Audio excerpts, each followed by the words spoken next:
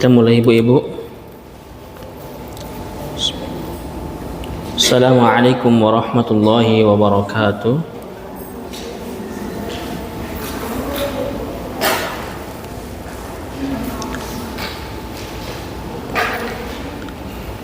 Alhamdulillahi hamdan katsiran tayyiban mubarakan fi kama yuhibbu rabbuna wa yarda. Asyhadu an la ilaha illallah wahdahu la syarika lah. وأشهد أن محمدا عبده ورسوله الذي لا نبي ولا رسول بعده يا أيها الذين آمنوا اتقوا الله حق تقاته ولا تموتن إلا وأنتم مسلمون يا أيها الناس اتقوا ربكم الذي خلقكم من نفس واحدة وخلق منها زوجها وبث منهما رجالا كثيرا ونساء واتقوا الله الذي تساءلون به والأرحام innallaha kana 'alaikum raqiba.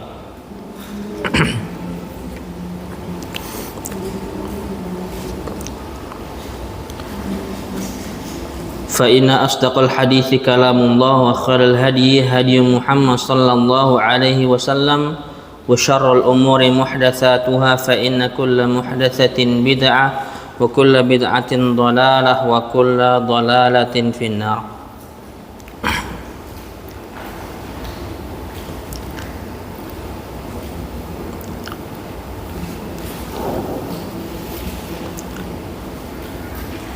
Ma'asyiral muslimah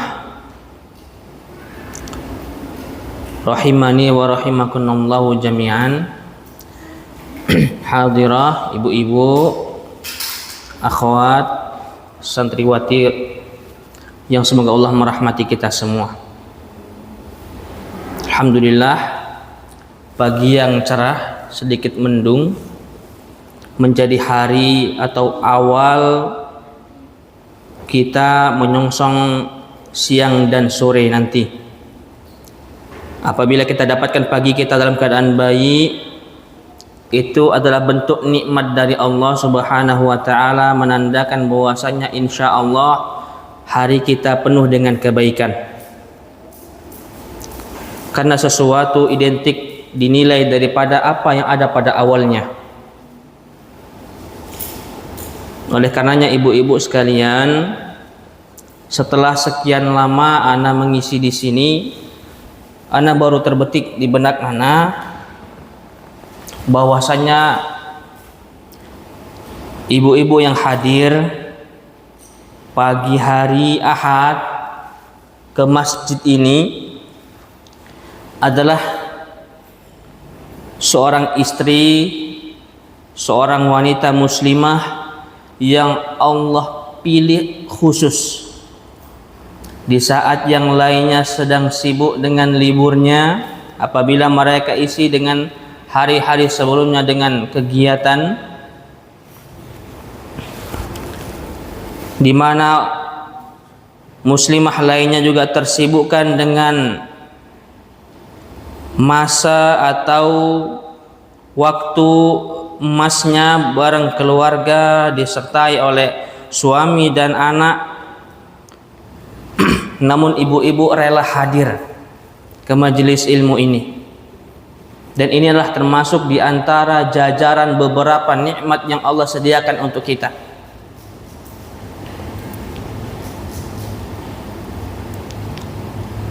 Di perjalanan tadi Anda memikirkan betapa luar biasanya nikmat Allah sisihkan untuk orang-orang pilihan, untuk orang-orang yang dikhususkan oleh Allah, dan itu tidak bisa direka-reka. Begitu halnya dengan santri nikmat berasrama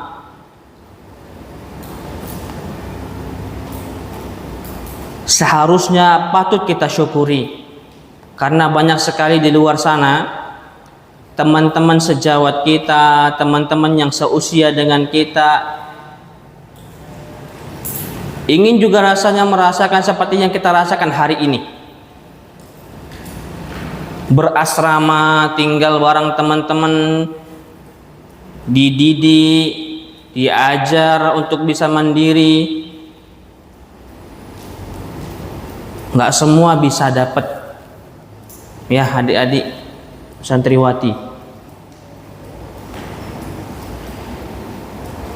Karena dulu kita dapatkan teman-teman kita juga demikian, pengen kali mondok, berasrama, belajarnya dipantau 1 kali 24 jam full. Namun ketika kita sudah berdiam di asrama, terkadang apa? Keluar celotehan. Lama kali sih libur semester, lama kali sih libur bulanan. Nah, ini yang terkadang kita patut atau tidaknya disebut syakir atau kufur nikmat. Alhamdulillah, di sini kita hanya sekedar mengkaji, mengingat kembali nikmat Allah, dan juga nantinya akan mengkaji pembelajaran yang sudah pernah dipelajari oleh ibu-ibu santriwati yang mungkin barangkali di kelasnya sudah dipelajari bersama dengan ustazahnya atau ustadznya. Kita hanya menguatkan di sini apa yang sudah dipelajari, di murojaah kembali. Laksana pisau yang kian hari tak diasah, semakin lama semakin berkarat. Oleh karenanya pada kesempatan kali ini kita lanjutkan pembahasan kita, dan mungkin barangkali insya Allah ini pertemuan terakhir, mudah-mudahan bisa kita tuntaskan sebisa mungkin. Kita ambil yang paling penting di antara banyak hal yang penting, bukan berarti yang lainnya tidak penting, namun di antara yang sangat-sangat sering terjadi dan kita terkadang lalai.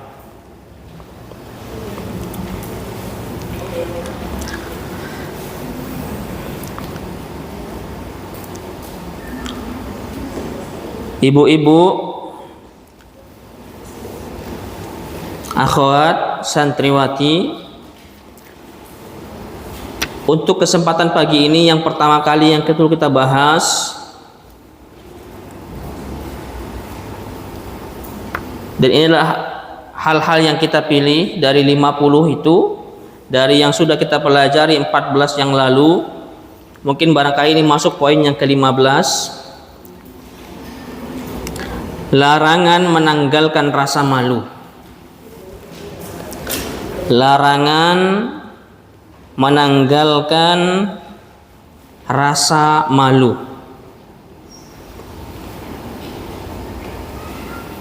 Malu adalah sesuatu yang identik melekat pada diri seorang wanita, yang dalam bahasa Arabnya adalah khojal, yang melekat pada wanita. Adapun haya ini bersifat umum, bisa melekat pada laki-laki maupun perempuan. Adapun khojal ini yang mestinya melekat pada diri seorang muslimah. Makanya kalau ada kita katakan jangan malu-malu kucing, bahasa Arabnya apa akhwat santriwati?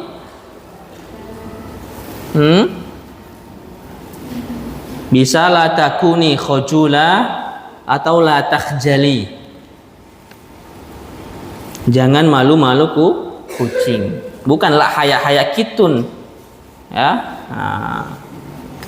Jangan malu-malu kucing. Nah, ini kadang-kadang orang Indonesia pandai-pandai, apalagi anak santri yang biasa mondok pakai bahasa Arab versi Indonesia. Ya, dandan disingkat, ya kan? Jadi wawa. Ya. Begitu. Itu biasa anak-anak santri ya. Kini ibu-ibu nanti kalau anak-anaknya pulang dari pondok dapat kosakata baru, perlu disaring. Tanya lagi sama ustadznya, ini betul enggak ustadz? Kadang-kadang santri ini pandai, lebih pandai daripada ustadznya. Nah. Jadi rasa malu yang identik melekat pada seorang wanita muslimah ini jangan sampai sekali-kali coba untuk ditinggalkan, ditanggalkan. Ditinggalkan maksudnya tak dilekatkan ke dalam kepribadiannya. Kemanapun ia beranjak, hendaklah ia selalu bersama rasa malunya.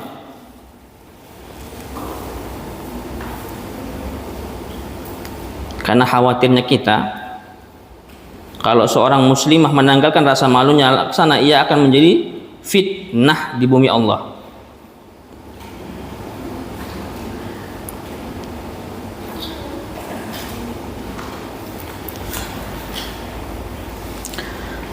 Oleh karenanya ibu-ibu, akhwat, ketika kita mendapatkan berita di media sosial atau mungkin barangkali di media-media lain seperti televisi dan radio, banyak sekali pelanggaran, pelecehan kepada wanita.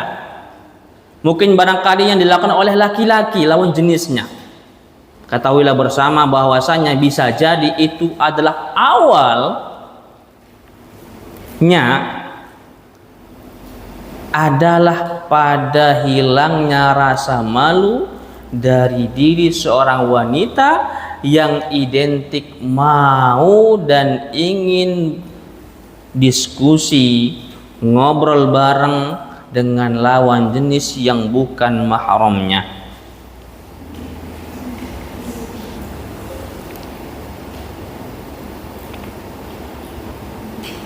Jadi zina yang tersebar di bumi Allah ini, di masa-masa kita sekarang ini, semua berawal dari terkikisnya rasa malu. Biasa ngobrol dengan lawan jenis, biasa diskusi tanpa ada pandang bulu, ini laki-laki atau perempuan, ini laki-laki mahram dengan saya, ini layak tidak kita berdua, bertiga atau ikhtilat bersama dia. Bukankah dalam Quran sudah dicontohkan bagaimana dua wanita yang mendatangi seorang yang menawarkan akan kebaikan dari ayahnya. Sebagian ahli tafsir menyebutkan dalam ayat ini, surah Al-Qasas ayat 25 adalah tentang Nabi Syuaib dan Nabi Musa. Namun di dalam tafsir Ibnu Katsir masih terjadi perbedaan tentang menyikapi sebenarnya iya atau tidak. Ini kisah Syuaib, Nabi Syuaib dengan Nabi Musa alaihissalam, alaihi wassalam.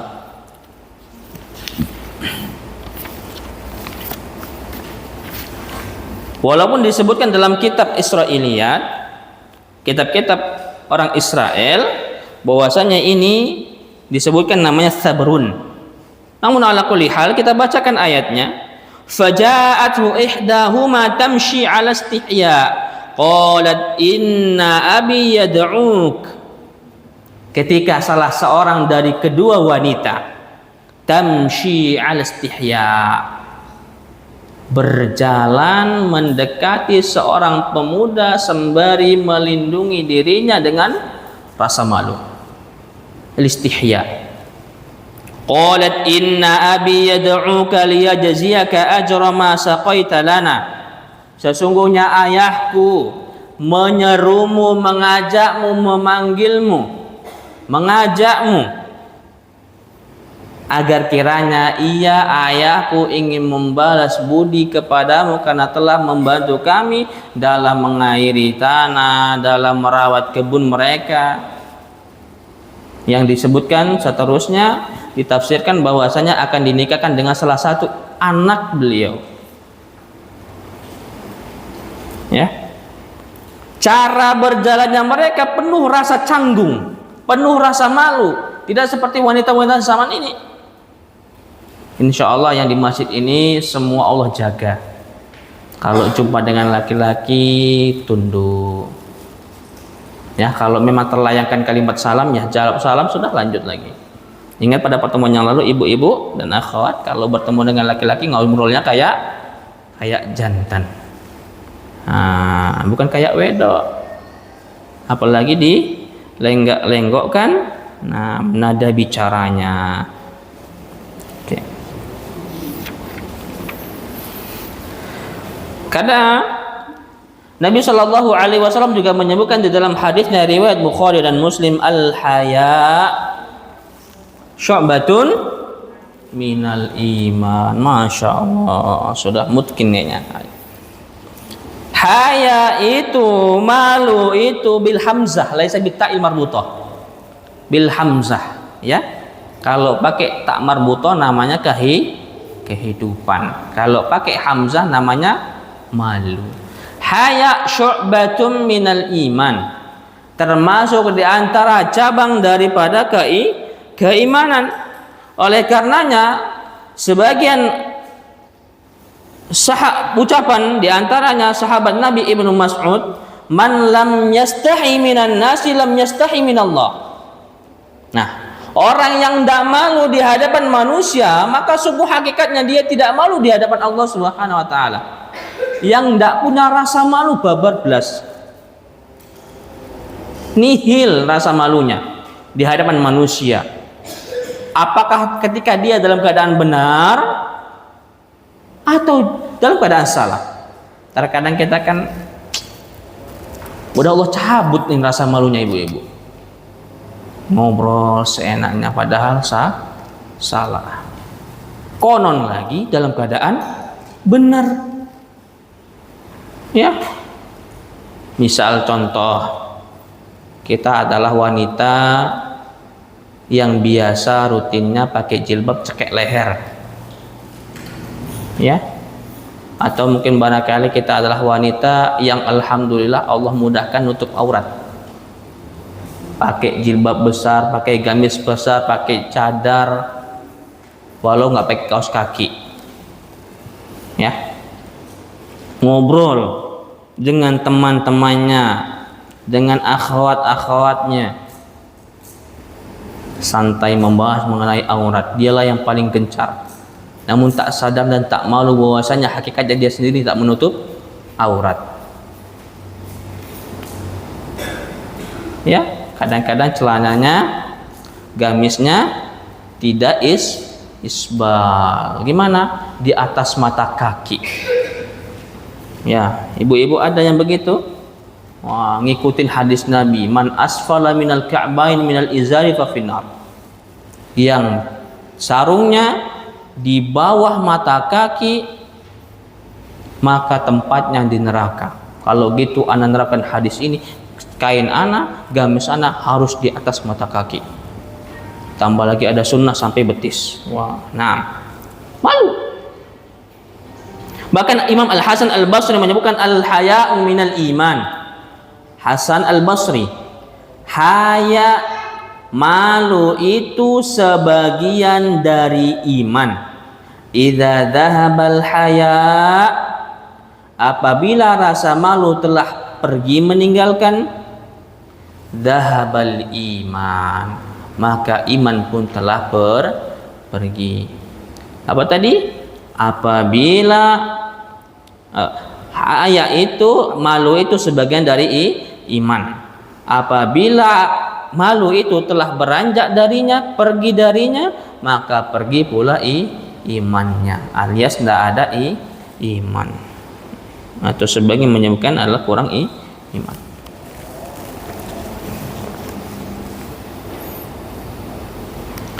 Nah, sampai sini paham ibu-ibu? Nah, kiranya kalau lagi ngobrol dengan teman kita, lagi berpapasan dengan saudari-saudari kita, tetap tanamkan rasa malu. Apalagi kalau ngobrol dengan lawan jenis, mungkin di mana, di pasar kah, di kedai kah, di tempat-tempat lain, tempat keramaian. Kalau ngobrol dengan yang lawan jenis yang bukan mahramnya, cukup sebentar lalu tinggalkan. Karena tanamkan rasa malu. Apabila terlalu lama kita ngobrol, lalu dilihat orang, wallahi ini adalah sesuatu yang fatal. Nah, selanjutnya, larangan berteman dengan teman atau wanita yang tidak baik. Larangan berteman dengan wanita yang tidak baik.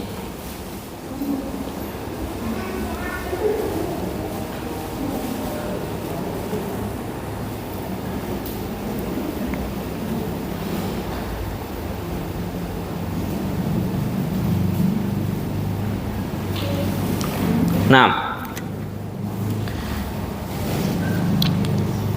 Nabi kita sallallahu alaihi wasallam menyebutkan al-mar'u ala dini khalilihi.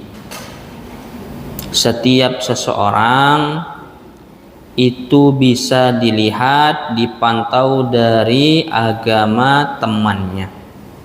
Siapa temannya? Oh, si fulanah. Oh, berarti si fulanah ini begitu juga lah sikapnya. Ya. Siapa temannya? Oh, orang solehah. Berarti dia bisa dikatakan seperti temannya tadi, solihah juga.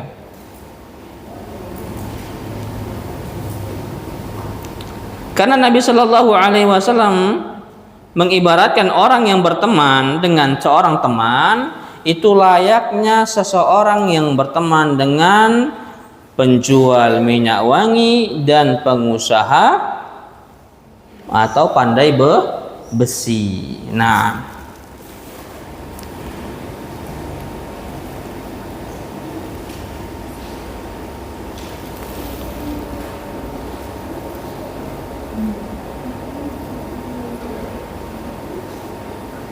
masalul jalisi salih wasu' kahamilil misk. Permisalan orang yang duduk bersama orang saleh dan orang yang tak soleh atau toleh adalah seperti hamilil misk, orang yang membawa, orang yang menjual minyak wangi, wa nafikhil kir, dan orang yang pandai besi. Gimana ibu-ibu? Kalau kita berbarengan dengan orang yang soleh, yang dicontohkan oleh Nabi adalah orang yang selalu senantiasa berbarengan dengan minyak wangi. Kira-kira ibu-ibu, apa yang terdapat pada diri kita? Wangi, harum. Paling tidak ada minyak tumpah, paling tidak ada minyak berlebih. Kemana? Nah, ini kawan, pakailah.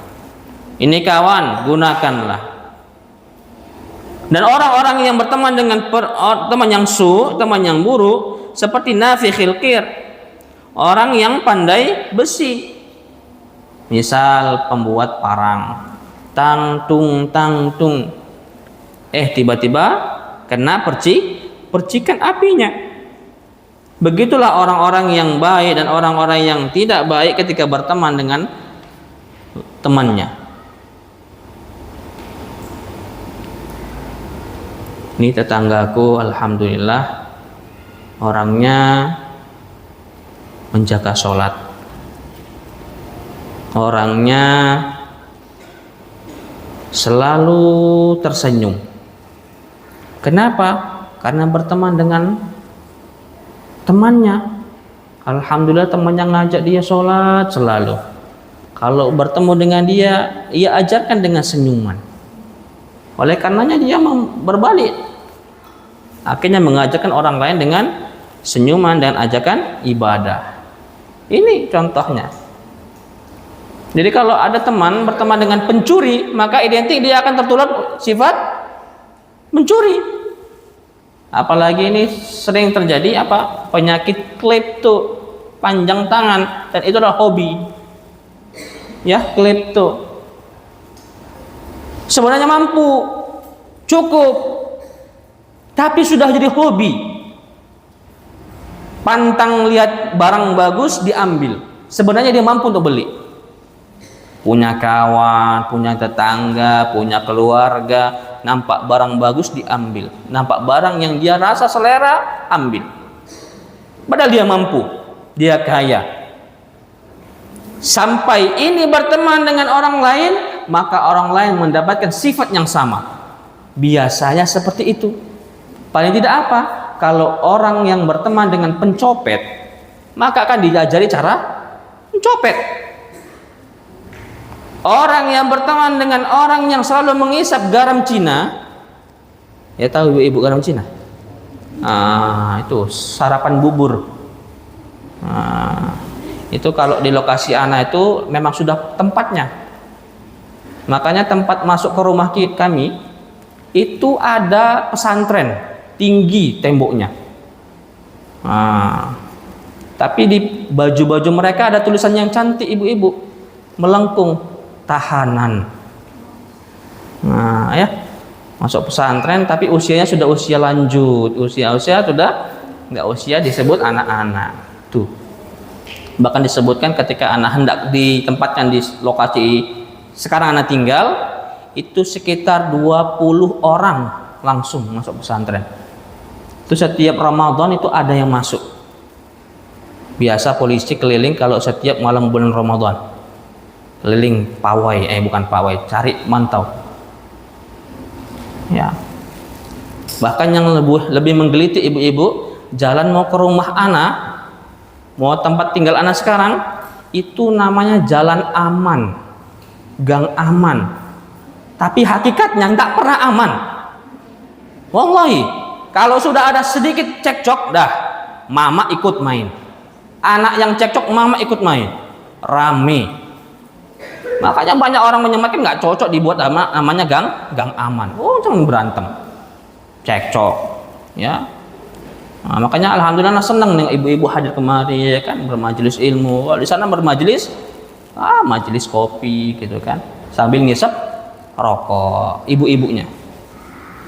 Nah, ya begitulah memang kehidupan di zaman ini. Makanya tanda-tanda hari kiamat.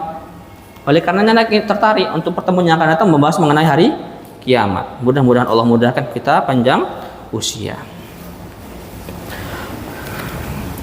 Oleh karenanya lihat wanita kita, saudara kita, saudari kita, teman-teman kita, baik atau tidak. Makanya Luqman menyarankan kepada anaknya, ya bunai. Mungkin pertemuannya lalu dengan Ustaz Zaidun ya, Bu. Akhwat membahas Luqman ya. Ya.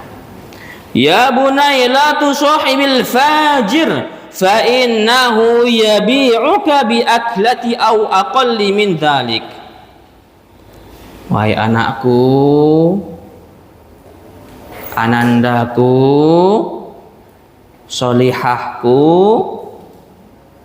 Nah, janganlah berteman, la tusahib al-fajir, seorang yang fajir.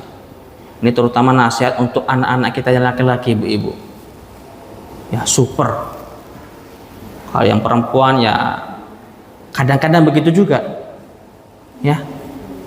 Nah, jadi adik-adik santri ini kalau dipantau sama orang tuanya senang seharusnya, dikekang senang. Kenapa? Ya imbasnya nanti. Nah, seperti itu. Terkadang anak-anak ini ibu-ibu ya, mungkin adik-adik ngerasa kalau di rumah dikekang sama orang tuanya apa? Orang tua nggak sayang, orang tua nggak cinta sama anaknya.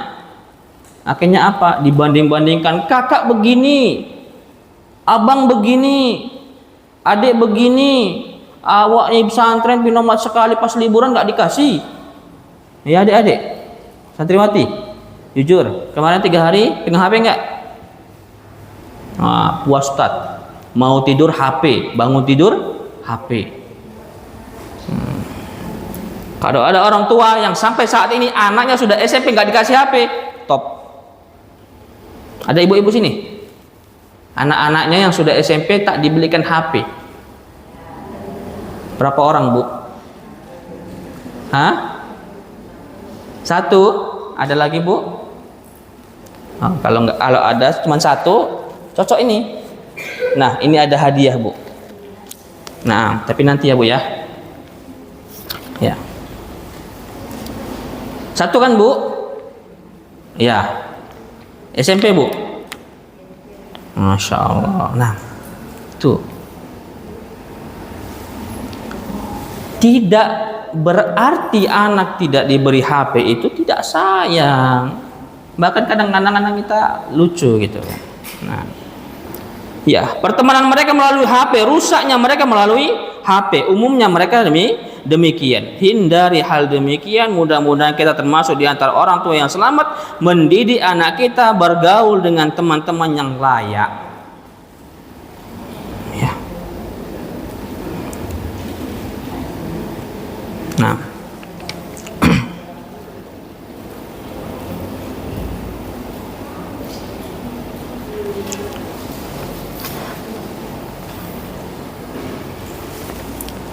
selanjutnya ibu-ibu, poin ketiga untuk pagi ini, larangan untuk ibu-ibu ya, untuk yang santri, adik-adik mungkin menyimak dulu ya, atau tutup telinga sedikit ya. Larangan menggambarkan wanita lain kepada suami. Nah, larangan menggambarkan wanita lain kepada suami. Gimana maksudnya ibu-ibu? Ya, aku bang, mas, ya, abi, apa lagi? Sayang, masya Allah. Kayaknya udah sepuh ini, Bu. Nah, udah suhu kalau orang bilang. Tadi ana jumpa sama teman lama. Ini biasaan latah mulutnya. Ya. Nah, ibu-ibu nih tolong dijaga ini. Kalau nggak mau suami tertarik dengan wanita lain, jangan curhat masalah wanita lain ke hadapan suami. Nih kadang-kadang latah mulut kita, lisan kita, nyampaikan, oh bang tadi jumpa si fulana, ku tengok makin cantik saja ya kan, makin gelis, perawatannya banyak. Sebenarnya maksud dia apa? Maksud si perempuan istri ini nyampaikan kepada suaminya, bang belikan aku makeup, tapi salah ngomong. Apa? Makin cantik tetangga kita sebelah itu, kawan kita yang lemah. Akhirnya suami pengen tanya lagi, gimana dek bentuknya? Wal'iyadzubillah. Soalnya abang nampak cuma di balik cadar, boneng nggak? Astagfirullah. Ada nggak misal ini dan itunya? Kadang-kadang akhirnya laki-laki serba penasaran. Kita tidak ingin laki-laki kita tertarik dengan wanita lain, namun kita membuka pintunya. Nabi Shallallahu Alaihi Wasallam menyebutkan, la tubashiril mar'ah. Janganlah sekali-kali wanita lain melihat aurat al-mar'ata fatan'ataha li zawjiha ka'annahu yanzuru ilaiha. Lalu dia curhatkan ke suaminya, oh bang, perawatan bang kayak istri sebelah bang, makin cantik. Oh iya dek, sebelah mana dek, yang mana dek, tanya akhirnya. Nah pas pula temannya janda, waduh, akhirnya makin kepo suami, ibu-ibu. Nah ya, kiranya kita bisa menjaga lisan kita ya, jangan latah.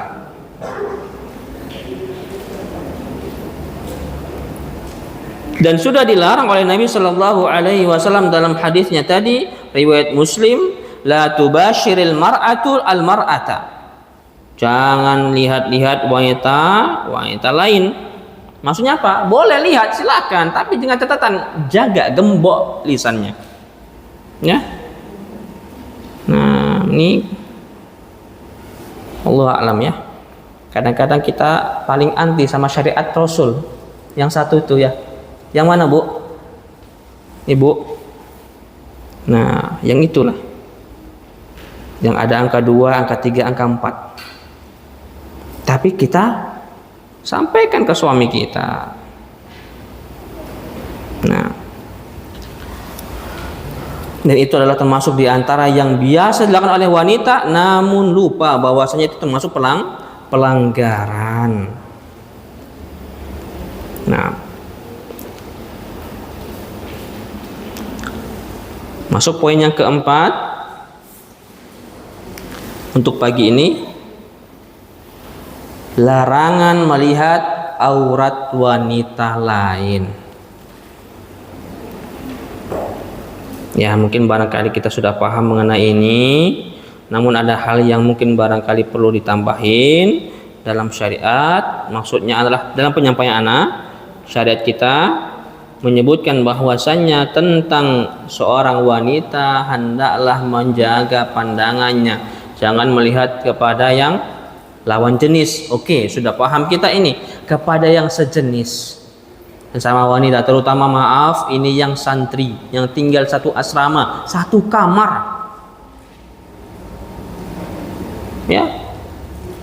Makanya kalau sudah sifatnya mondok, tugas berat di pundak para asatidahnya, ustazatnya, di pundak-pundak mereka ini beban yang cukup berat. Kenapa? Menjaga santri-santrinya agar kiranya tidak melatahkan pandangannya, melihat yang bukan haknya, walaupun sesama wanita. Qul lil mu'minina yaghduna min absarihim wa yahfadhu furujahum dzalika azka lahum. Menjaga pandangan mereka. Wanita auratnya mana?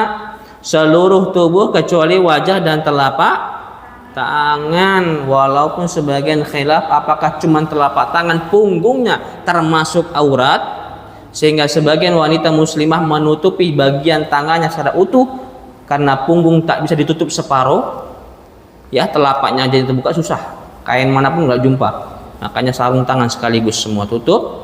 Wallahu ta'ala alam. Sebagian menyebutkan pergelanganlah batas terakhir, wajah masih bisa. Ini pun wanita banyak yang lupa bahwasanya dagu ke bawah itu aurat. Jadi gimana pasangnya? Ya paham-paham lah ibu. Gimana? Kayak wanita-wanita zaman biyen, ya,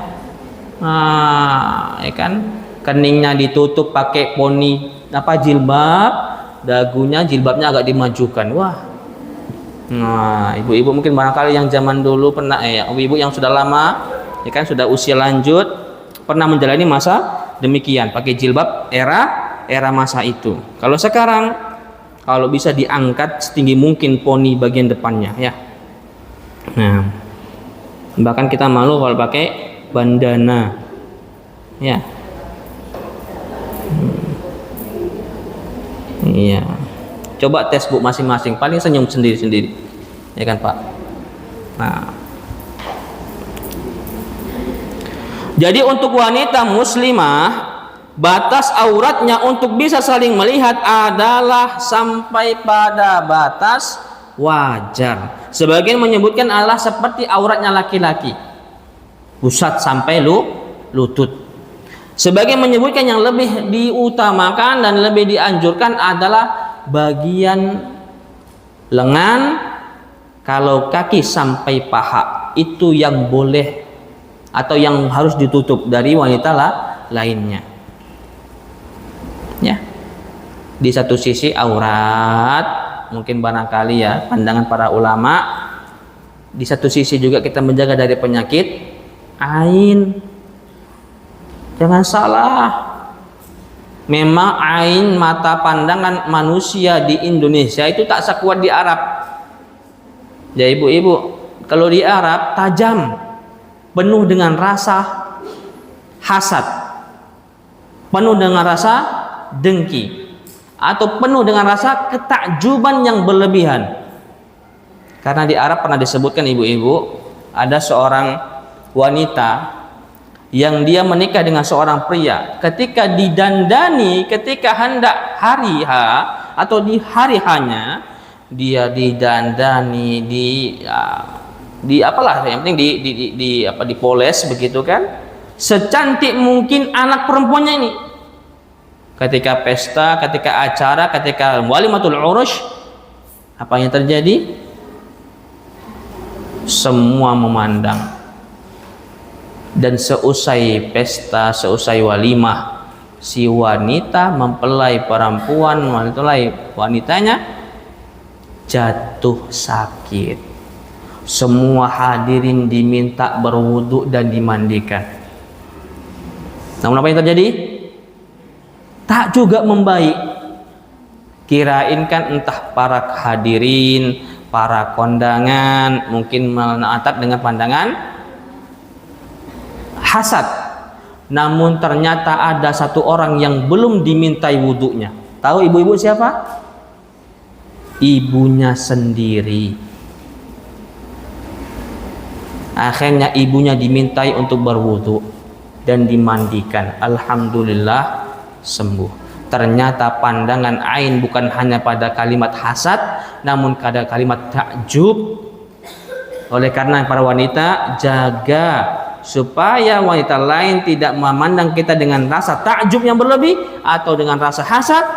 Jaga auratnya, yang paling selamat adalah menutup bagian lengan terus ke bawah sampai ke paha, itu paling tidak.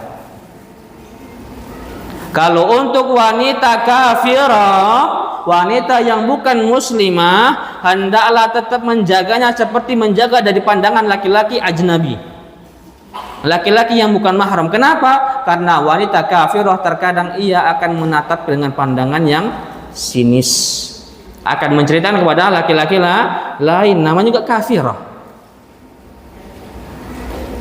Nah, wallahu ta'ala alam mengenai hal ini. Udah 10.45 ya. Nah,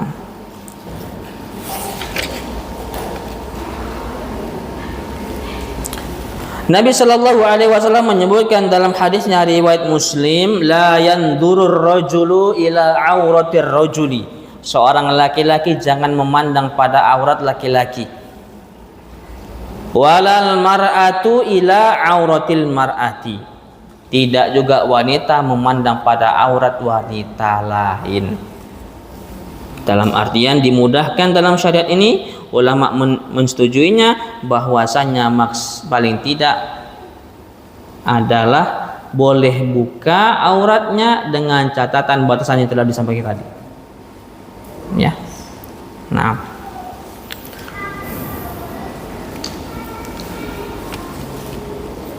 yang kelima,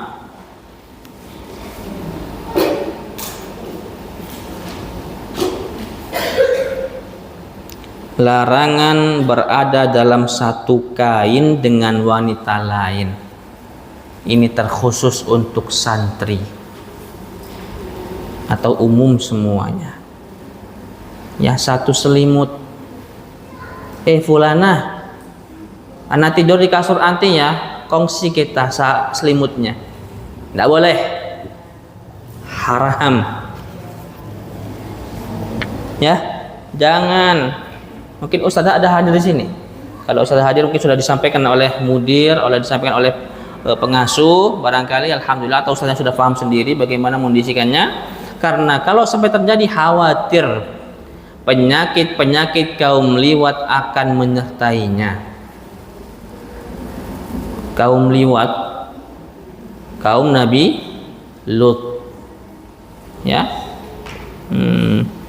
Atau sekarang disingkat dengan istilah apa, Bu? LGBT, lesbi, gay, biseksual, transgender. Ya, dengan logo apa? Pelangi. Bukan berarti menghina ciptaan Allah, pelangi tadi ya. Nah, tapi di Indonesia sudah masuk.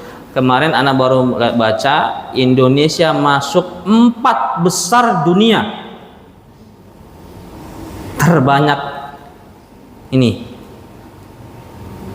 yang masuk pemahaman atau ya pemikiran LGBT. Ya, wala'iyadzubillah, jangan sampai ke negara kita itu sampai disahkan pernikahan satu jenis. Tapi ini ibu-ibu termasuk PR ya. Di rumah jaga nih, anak-anak kita sudah masuk ini tayangan-tayangan yang menyemarakan LGBT. Hati-hati dari segi warna, dari segi logo, dari segi apa lagi? Simbol-simbol atau bahkan langsung prakteknya dalam film-film kartun. Ini hati-hati. Nah, baru-baru ini anak perhatikan seperti itu ada. Ya. Tentang konspirasi LGBT di Indonesia, hati-hati. Sudah marak, oleh karena jaga anak-anak kita. Jangan sampai mereka cinta dan senang gemar melihat pasangan, melihat sejenisnya. Ini termasuk kebiasaan. Mungkin barangkali bisa ditata nanti kalau pulang anak-anak santri kita. Nah, begini dan begitu. Ya. Wallahu taala alam bisawab.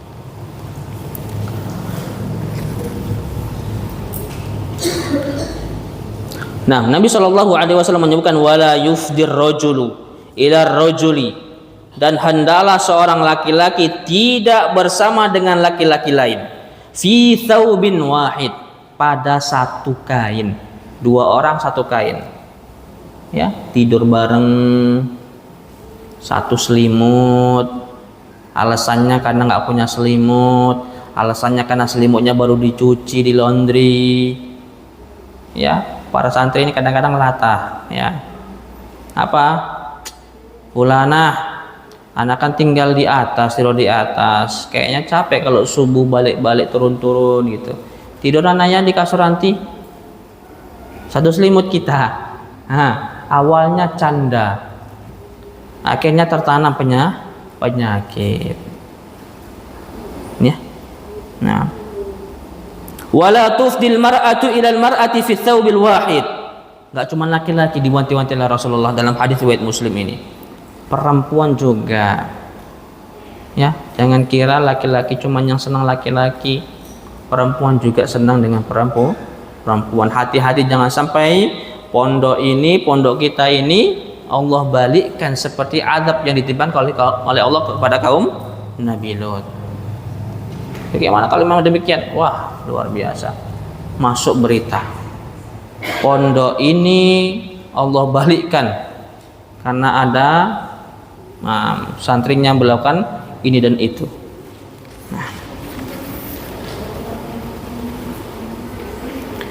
Nah, kita masuk poin 6 dan ini mungkin barangkali khusus bagi wanita-wanita akhwat-akhwat yang sudah bersiap-siap untuk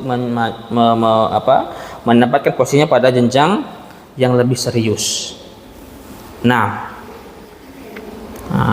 Ya untuk adik-adik santriwati mungkin barangkali agak tutup telinga ya untuk hal ini. Ya, nanti ada masanya. Nggak mungkin suruh keluar dulu kan? Nah, tapi kalau mendengarkan nggak apa-apa, sekedar ilmu, ya. Nah,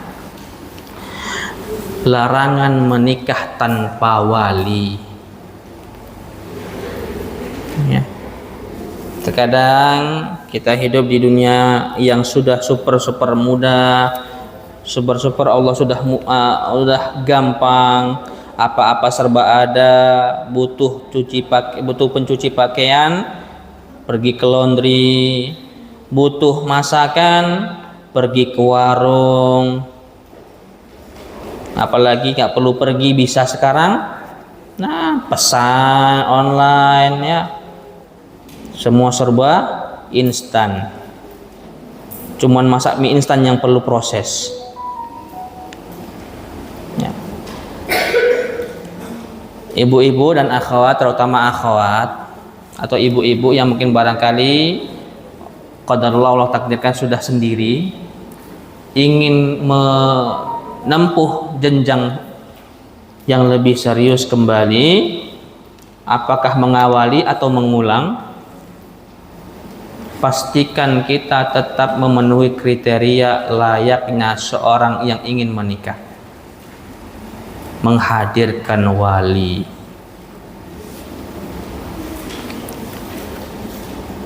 Apa jadinya kita menikah tanpa wali? Apa sebab ini sering terjadi? Kenapa? Tak direstui. Ya, cinta yang tak direstui akhirnya dibawa lari. Nah, kan capek nikah lari atau kawin lari ya Pak? Tanpa ada wali. Padahal Nabi Shallallahu Alaihi Wasallam menegaskan, Aisyah sendiri menuturkan bahwa Rasulullah Shallallahu Alaihi Wasallam bersabda, ayyumam ra'atin nakahat bi ghairi idni waliha fanikahuha batilun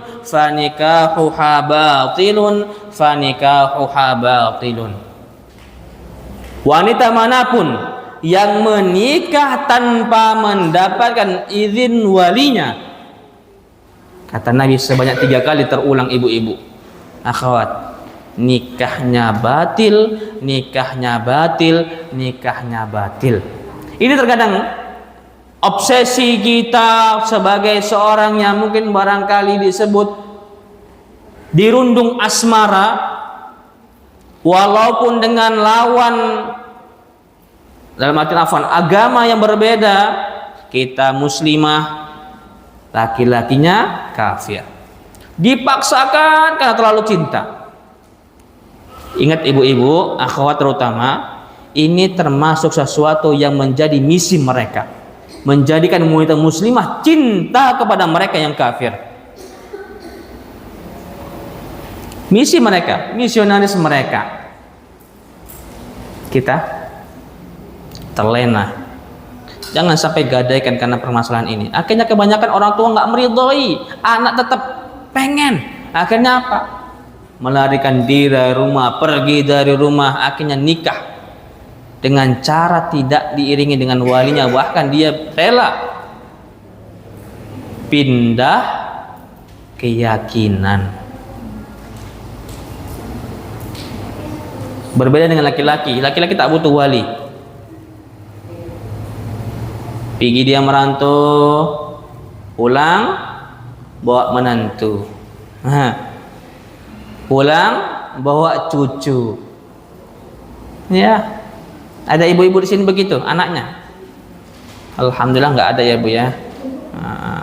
Sedih juga gitu ya kan, anak laki-laki kita nikah jauh ya kan, nggak berkabar, tiba-tiba pulang bawa menantu. Tambah lagi menantunya nggak seronok pula kita tengok. Mak berantem lah kalau jumpa. Nah seperti itu. Nabi mengulangi sebanyak 3 kali, nikahnya batal, nikahnya batal, nikahnya batal. Apabila Nabi sudah menyatakan demikian, berarti kalau mereka bercampur, zina. Hasilnya anak zina. Apabila wanita anaknya nikah dengan yang lain, ayahnya sebagai walinya, wallahi tidak sah. Harus wali hakim, karena dia disebut dengan anak zina sesuai dengan tatanan syariat Islam. Repot. Maka sudah, cari dengan apa yang sudah ditakdirkan oleh Allah. Cari semampunya, tapi kalau sudah Allah tekankan, ini loh jodohmu, samping rumah. Di kampungan anak Bu, cuman beda paret. Paret 2. Karena di kampungan itu biasanya kalau tanah timbunan apa namanya? Apa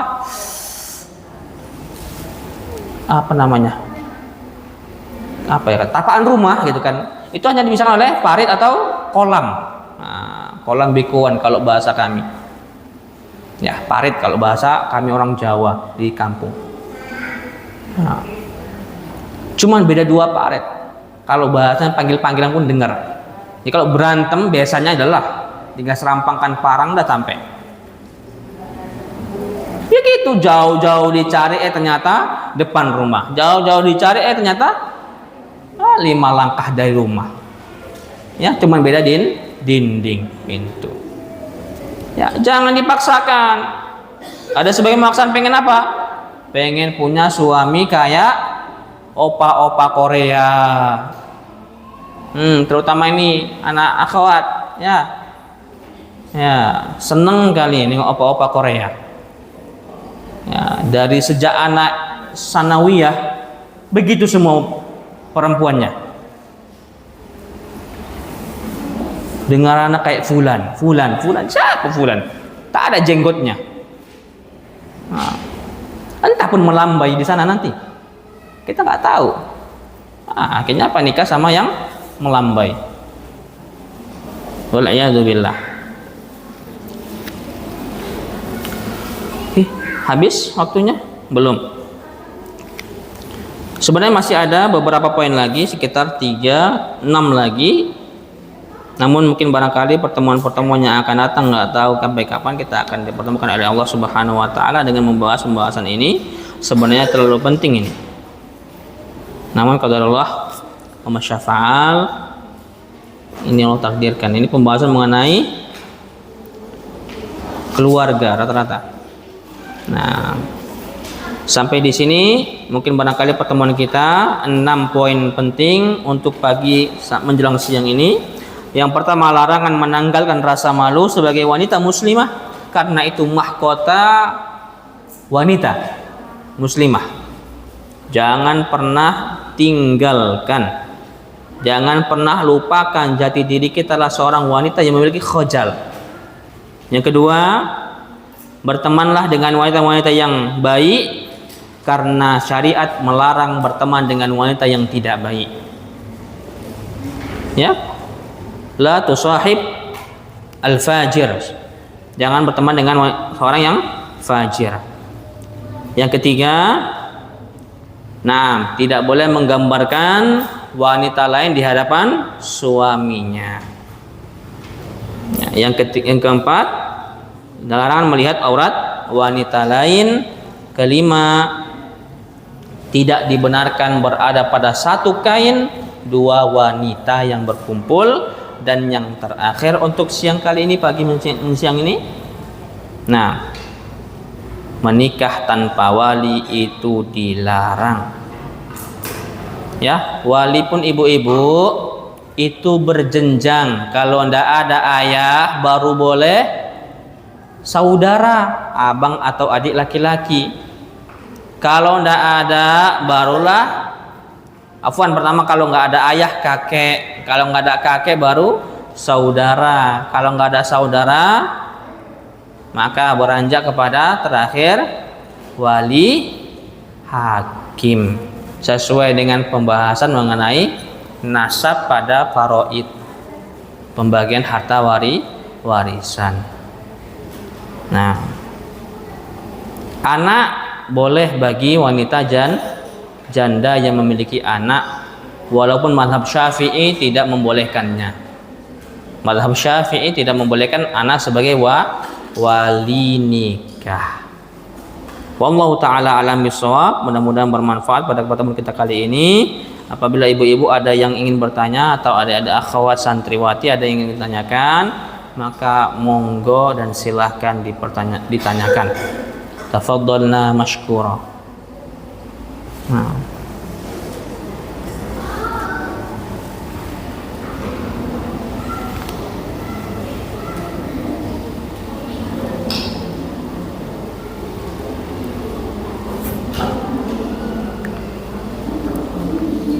Kalau ndak ada, anak yang nanya.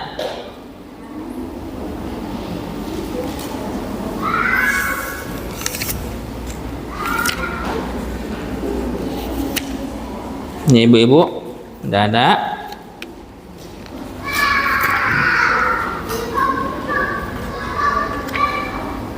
Nah, oke. Ndak ada pertanyaan. Nah, pertanyaan dari Ana,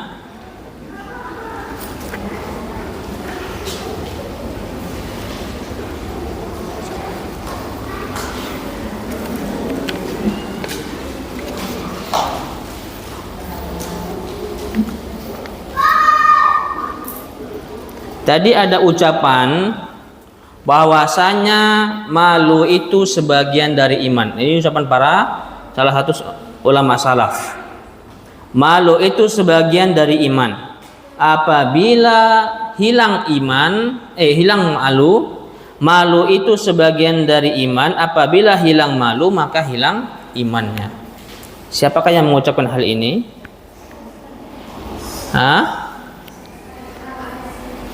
Berapa orang itu yang ngomong? 2. Aduh, hadiahnya cuma 1 nih.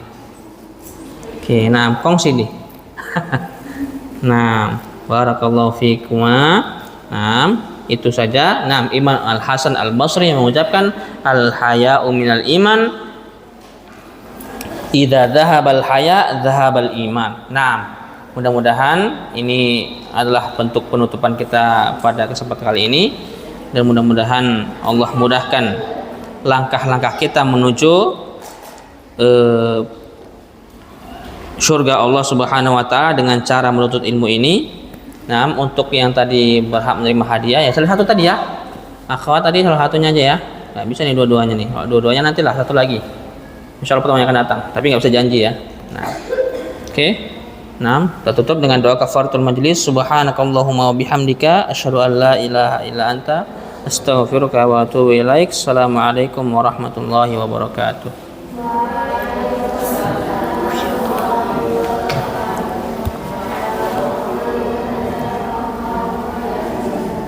Wa fikunna barakallah.